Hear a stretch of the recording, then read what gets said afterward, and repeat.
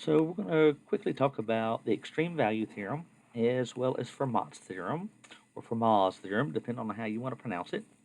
So the extreme value theorem is actually a pretty straightforward, nothing terribly surprising, and it just says that if you have a continuous function, so remember, if it's continuous, you can draw it without lifting up your pencil, and that is on a closed interval, so it includes the endpoints, okay?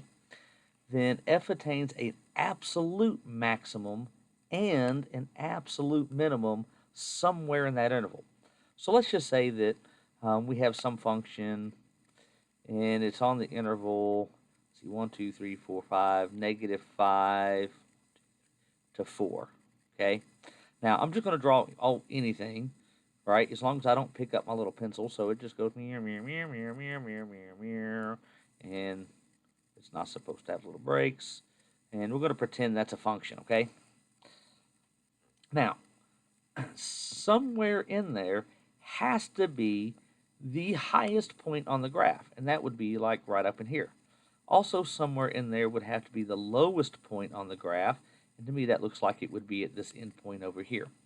So that's all that this thing is saying, is that if you've got a continuous function, there has to be an absolute maximum and an absolute minimum as long as you're on a closed interval. Now, the importance of this is it does give us a way to actually find absolute mins and absolute maxes, which we'll get into a little bit more detail later. But let's just start off with something kind of real simple here, and let's just think about our function f of x equals x squared, and we're going to think about that being on the interval from -1 to 3. So that function is,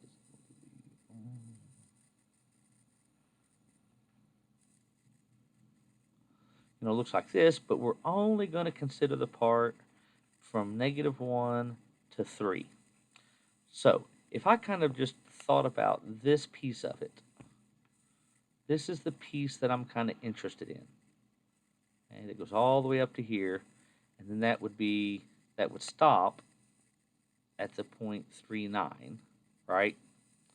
Now, just looking at this, we can see easily that there's an absolute maximum value of 9. And that's when x equals 3. Now, we also have an absolute minimum value of what? 0 when x equals 0, because we have this really high point up here, and that's the tallest part, and then down here is the lowest part. Now, the trick is that on one of these intervals, it always occurs at either an endpoint or somewhere in between, right? But that's all the extreme value theorem is telling us, that on these closed intervals, that works. Now, the reason it needs a closed interval is even on this one, if we tried to consider the open interval from -1 to 3, when you get up here at that top end, since it doesn't include the 3, think about our limit. As x approaches 3, the y-coordinate will keep getting bigger and bigger and getting closer to 9, but it never hits it. You can always find that one that's just a little bit closer. And so it never attains an absolute maximum on that open interval because it just never quite gets there. Now, the other theorem that we're talking about is Fermat's theorem. Now, this one is actually super important because it's going to lead to a whole lot of stuff for us. And in fact, anything that's a theorem that actually has a name is usually really important, okay? So what this theorem says is that if f has a local maximum or minimum at some point c, so since it says it's at c, remember that's an x coordinate, right?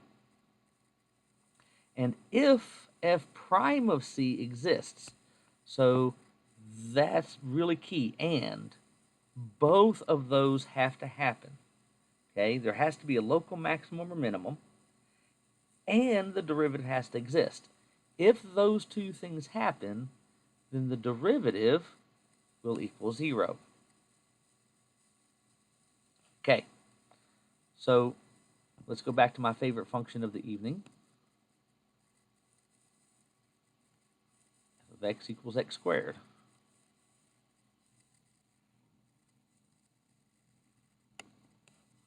So there's my little ugly graph, and we can kind of see we have a local minimum here. Okay, so we have a local min. Check. And it has a derivative, right? Because f prime of x is going to be just equal to 2x. So if we evaluate that at 0, we get 2 times 0, which is just 0. So it actually exists. We get a number for it. Those two things exist. And look, the derivative is equal to 0. Now you could think about whether it exists or not, and think about the secant lines and stuff like that, because if we're drawing in, secant lines coming from this side, thinking about the slope, as it approaches that spot and it comes down that curve, you can kind of see it levels out there at the end, and it does the same thing from both sides, right? You can have local maximums or local minimums and the derivative not be 0. Okay. Think about the absolute value of x. That graph,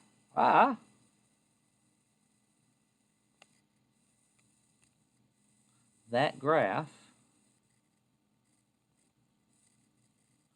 looks like that. Clearly, we have a local minimum here. But now think about the secant lines. If we find the slope of the line, everything on this side, the slope is equal to 1, correct?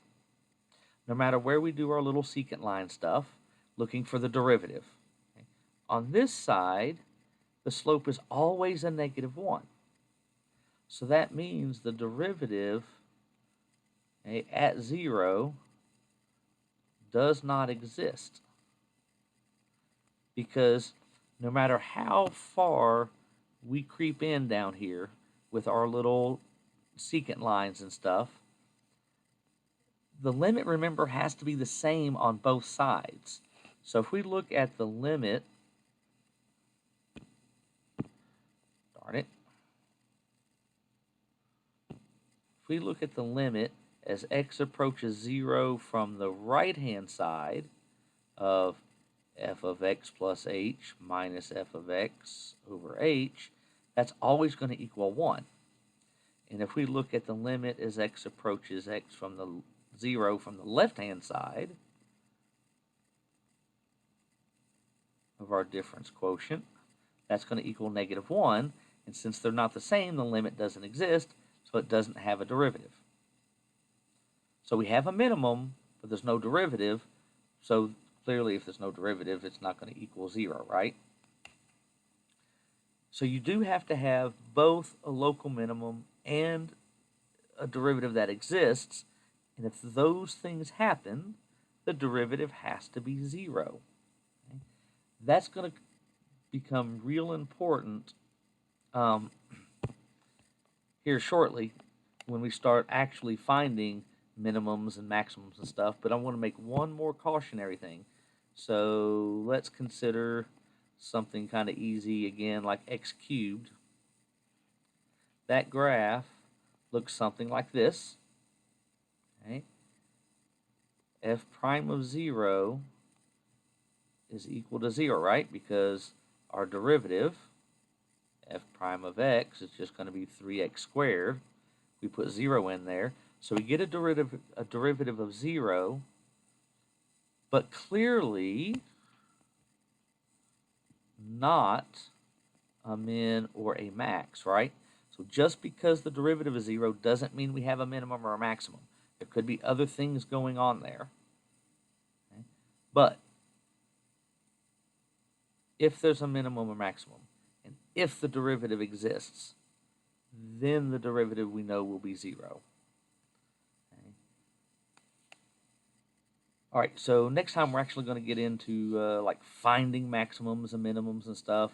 Uh, these couple other short little videos from section 4.1 are really just trying to give you a good intuitive feel of what we're looking for and kind of what some of the rules are going to start being, okay?